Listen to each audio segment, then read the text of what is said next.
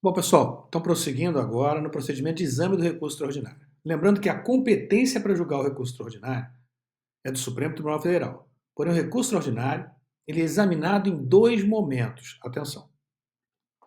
A Constituição, parágrafo 3º do artigo 103, estabeleceu um pressuposto de admissibilidade para conhecimento do recurso extraordinário, qual seja a repercussão geral, como já destacado. Assim, no recurso extraordinário, o recorrente deverá demonstrar a repercussão geral das questões constitucionais discutidas no caso, a fim de que o tribunal examine a admissão do recurso, somente podendo recusar pela manifestação de 2/3 de seus membros, como já destacado. Trata-se de um filtro com a nítida finalidade de limitar as questões julgadas pelo Supremo Tribunal Federal aos temas constitucionais de maior relevância. Portanto, para que o RS seja conhecido, o recorrente deverá demonstrar que a questão constitucional transcende os limites subjetivos do respectivo processo.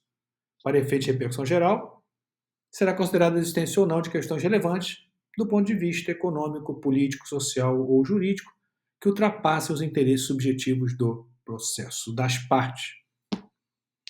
Contudo, o recurso extraordinário, e agora muita atenção, interposto, será analisado em dois momentos. Pelo Tribunal ACO e, a depender da admissão ou não, pelo próprio Supremo Tribunal Federal. Portanto, o recurso extraordinário é analisado em dois momentos, pelo Tribunal ACO e, se admitido, pelo Supremo Tribunal Federal. Ao Tribunal ACO, cabe exercer juízo provisório de admissibilidade, grife.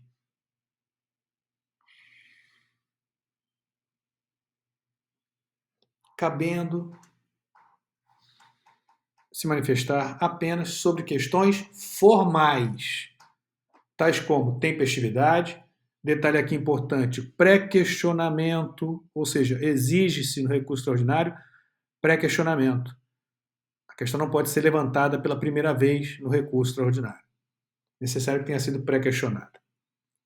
Então, cabe ao Tribunal ACO exercer juízo provisório de admissibilidade apenas sobre questões formais, como tempestividade, pré-questionamento ou demonstração formal da repercussão geral da matéria, que deve constar de tópico independente no recurso extraordinário. Não tem atribuição, atenção, não tem atribuição o Tribunal ACO para dizer se a matéria tem ou não repercussão geral. Não cabe ao Tribunal ACO. Examina apenas, como falado, se existe a preliminar formal, demonstrando de forma fundamentada que a questão tratada no recurso extraordinário transcende os limites subjetivos das partes.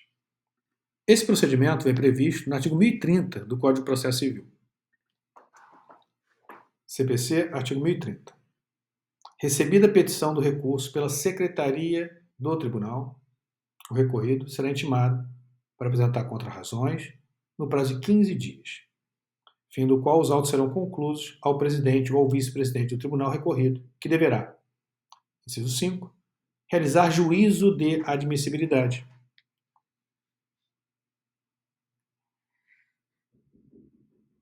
Apenas sobre o aspecto formal.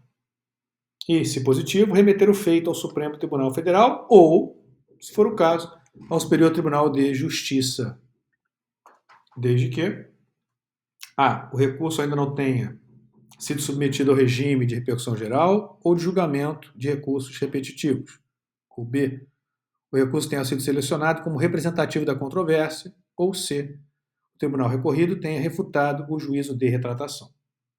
O Tribunal ACO, o recurso é dirigido ao presidente ou vice-presidente do tribunal.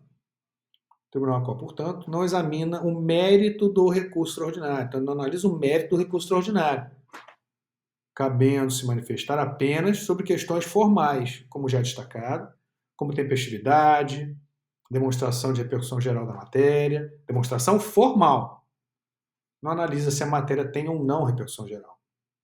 Examina apenas se existe preliminar formal, demonstrando de forma fundamentada que a questão tratada no extraordinário transcende os limites subjetivos das partes.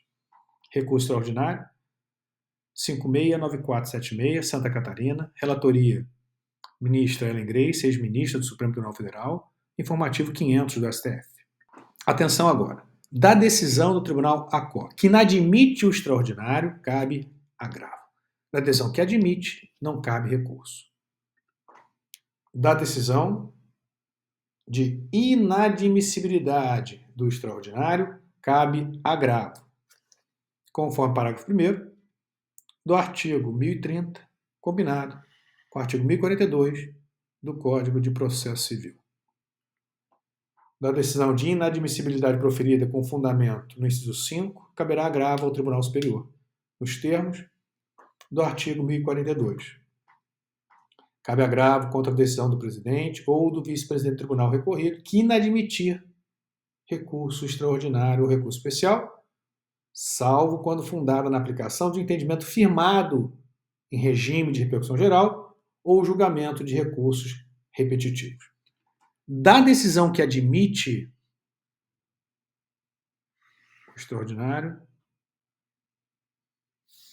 não cabe recurso. Mas muita atenção. O extraordinário pode não ser admitido, não conhecido no STF, tá? Que não está vinculado ao juízo provisório, a admissão feita pelo Tribunal ACOR. Nesse caso, a decisão será igualmente recorrível. 1035 do Código de Processo Civil. O Supremo Tribunal Federal, em decisão irrecorrível, não conhecerá do recurso extraordinário quando a questão constitucional nele versada não tiver repercussão geral nos termos desse artigo. E parágrafo 1º. Para efeito de repercussão geral, será considerada a existência ou não de questões relevantes do ponto de vista econômico, político, social ou jurídico que ultrapassem os interesses subjetivos do processo. No parágrafo 2º, o recorrente deverá demonstrar a existência de repercussão geral para apreciação exclusiva pelo Supremo Tribunal Federal. Então, muito cuidado, tá? Que o STF poderá ainda não conhecer do recurso extraordinário, pois ele não está vinculado ao juízo provisório feito pelo Tribunal ACOR.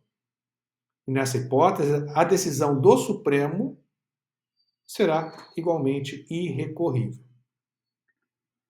Cabe ainda ao Tribunal ACOR, no caso de multiplicidade de recursos, selecionar um ou mais recursos para enviá-los ao Supremo Tribunal Federal, sobrestando os demais até pronunciamento do STF. É o que dispõe o artigo 1036 caput e parágrafo 1º e 1039 do Código de Processo Civil. 1036. Sempre que houver multiplicidade de recursos extraordinários ou especiais, com fundamento em idêntica questão de direito, haverá afetação para julgamento de acordo com as disposições desta subseção. Observado o disposto, o regimento interno do Supremo Tribunal Federal e do Superior Tribunal de Justiça. Parágrafo 1º.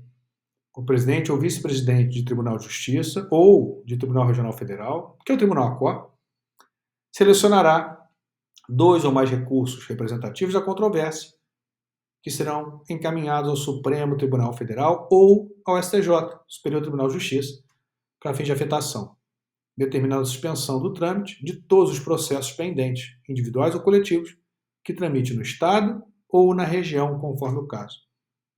1039. Decididos os recursos afetados, os órgãos colegiados declararão prejudicados os demais recursos versando sobre idêntica controvérsia ou os decidirão aplicando a tese firmada. Parágrafo único. Negada a existência de repercussão geral no recurso extraordinário afetado, serão considerados automaticamente inadmitidos os recursos extraordinários cujo processamento tenha sido sobrestado. Também muita atenção, hein? Deve o recorrente, como já destacado, demonstrar em preliminar do recurso extraordinário formalmente a existência de repercussão geral da matéria, de forma fundamentada, de forma motivada. Deverá o recorrente, em preliminar do recurso extraordinário, demonstrar a existência de repercussão geral das questões constitucionais versadas no recurso extraordinário. 1035. O STF, em decisão irrecorrível, não conhecerá do recurso extraordinário quando a questão constitucional nele versada não tiver repercussão geral nos termos desse artigo. Parágrafo 1º. Para efeito de repercussão geral, será considerada a existência ou não de questões relevantes do ponto de vista econômico, político, social ou jurídico que ultrapassem os interesses subjetivos do processo. O recorrente deverá demonstrar a existência de repercussão geral para apreciação exclusiva pelo Supremo Tribunal Federal. Então, ele deverá demonstrar de forma formal e fundamentada e motivada. Haverá repercussão geral sempre que o recurso impugnar acórdão que contrarie súmula ou jurisprudência dominante do STF, ou tenha reconhecido a inconstitucionalidade de tratado ou lei federal nos termos do artigo 97 da Constituição Federal. Importante destacar que a matéria tem que ter sido pré-questionada, não pode ser suscitada pela primeira vez no recurso extraordinário, diferentemente do que ocorre nos tribunais. Nos tribunais, conforme já estudado, é possível suscitar-se pela primeira vez a questão constitucional, suscitar arguição incidental de inconstitucionalidade pela primeira vez no âmbito do tribunal. Já no STF, no recurso extraordinário, não. É necessário que a questão constitucional tenha sido pré-questionada. A exigência de pré-questionamento decorre de simples leitura do dispositivo constitucional que diz causas decididas. Artigo 102. Compete ao Supremo Tribunal Federal, principalmente a guarda da Constituição, cabendo julgar mediante recurso extraordinário as causas decididas.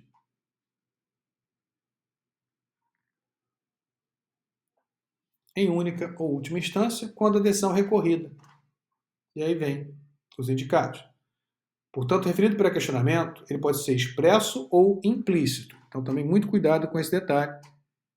Pré-questionamento ele pode ser expresso ou implícito, hein? No pré-questionamento expresso, há um enfrentamento, debate e decisão prévios, com menção expressa ao dispositivo normativo objeto de questionamento. O STF é firme nesse sentido.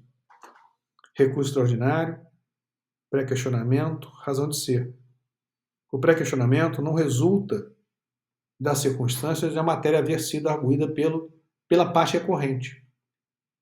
A configuração do Instituto pressupõe debate e decisão prévios pelo colegiado, ou seja, emissão de juízo sobre o tema. O procedimento tem como escopo o cotejo indispensável a que se diga do enquadramento do recurso extraordinário no permissivo constitucional. Se o tribunal de origem não adotou entendimento explícito a respeito do fato jurídico veiculado nas ações recursais, inviabilizada fica a conclusão sobre a violência ao preceito evocado pelo recorrente. Já o pré-questionamento implícito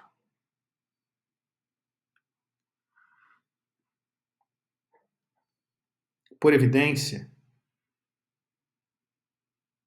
por obviedade, não há razão expressa, não há menção expressa ao dispositivo normativo questionado, pois é implícito.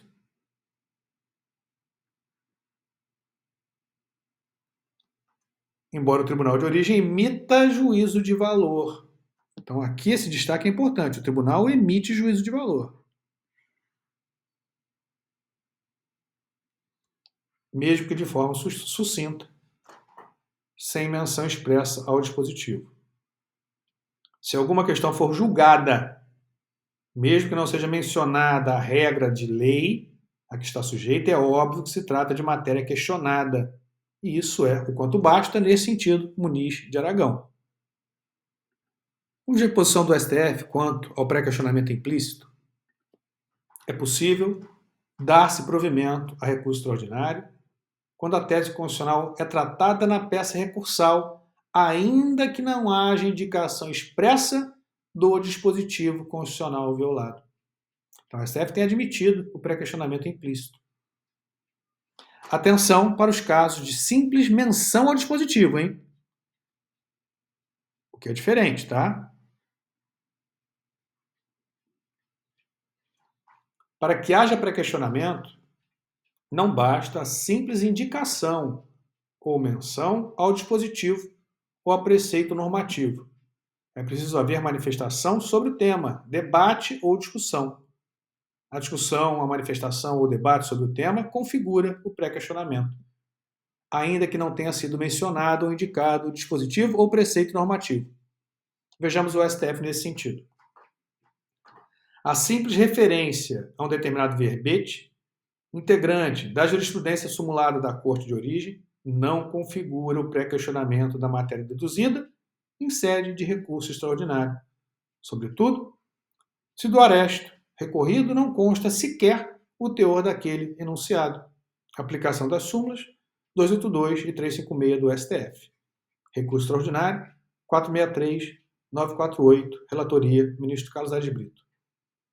Os obter dictum, meros argumentos de reforço, laterais, ditos de passagem, não configuram pré-questionamento, que alcança apenas os fundamentos determinantes, seja do voto vencedor ou do voto vencido. Nós vamos fechar esse bloco e já voltamos, continuando ainda com o procedimento de análise.